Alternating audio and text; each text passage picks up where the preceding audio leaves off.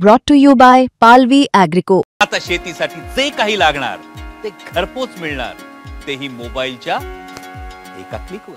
तसं जर करेल आम्ही एकनाथ शिंदे शिवसेनेची या 2 जिल्ह्यात तरी संबंध सगळ्यांनी टाकून दिलेलं काय एकनाथ शिंदे का जमा करतोय माहित नाही, भेटला काही सांगेल।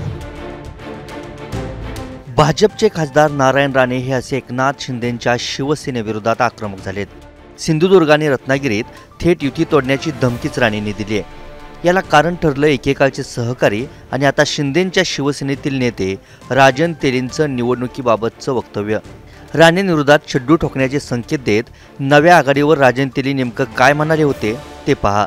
शहरातल्या व्यक्तींनी जी सगळ्या प्रतिष्ठित व्यक्तींनी येऊन सांगितलं की आपण जर अशा प्रकारची आघाडी केली आणि जर निवडणुकीला सामोरं गेलं तर गावातलं वातावरण चांगलं राहील, अशा प्रकारचा निर्णय ह्या गावातल्या शहरातल्या प्रतिष्ठित लोकांचा आहे। त्या निर्णयावर विचार करायचा नाही करायचा वरिष्ठांनी ठरवायचा, तो निर्णय आम्ही वरती पाठवलेला आहे।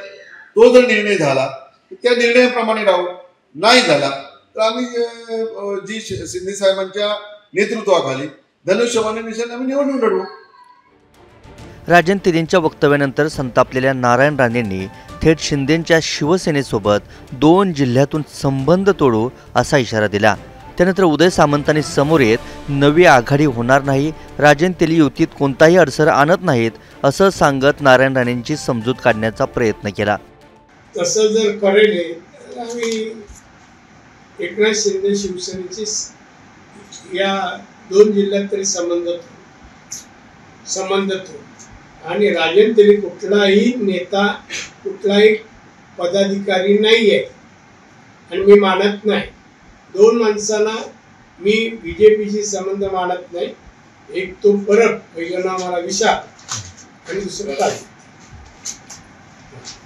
हे कुठल्याही प्रकारे कुठल्याही म्हणणं यांचं मी ग्राह्य धरणार नाही आणि यांना विरोधच करेन।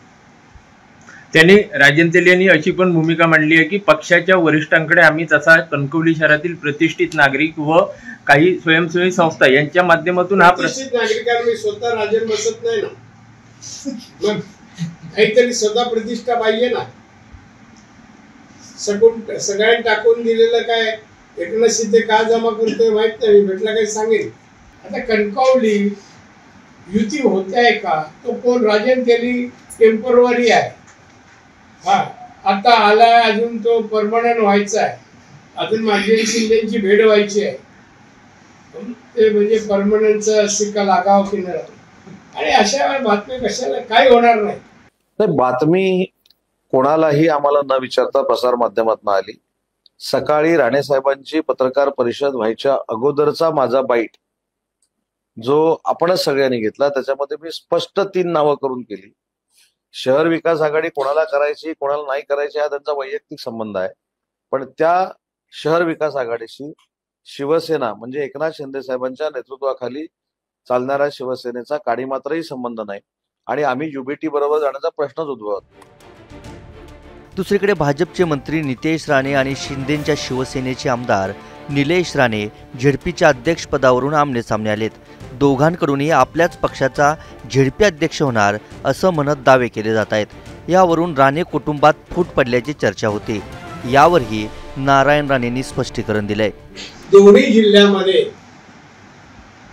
भाजपचा अध्यक्ष बसावा, 80% पेक्षा जास्त जागा या युतीने घ्याव्यात आणि घेतील युती झाली तर, असा माझा विश्वास होता। आणि त्यामुळे काही लोक यूट्यूब आणि ह्याच्यामध्ये जे काय राणे कुटुंबाबद्दल काय वेगवेगळे बातम्या पुरवता देत आहेत, मी त्यांना एवढंच सांगेन एखादी गोष्टीची शहानिशा करा आणि बातम्या द्या। मी जोपर्यंत आहे तोपर्यंत राणे कुटुंबात अंतर्गत कोणताही वाद होणार नाही आणि वाद होऊ देणार नाही। इथे आमचा राजकीय स्वार्थासाठी कोणताही वाद नाहीये। सिंधुदुर्ग जिल्ह्यात युती व्हावी म्हणत भाजपचाच अध्यक्ष होईल असा दावाही नारायण राणेंनी केलाय, पण यावरून आता महायुतीत नव्या वादाची चिन्ह आहेत। सिंधुदुर्गवरून भरत केसरकरसह ब्युरो रिपोर्ट, मुंबई तक.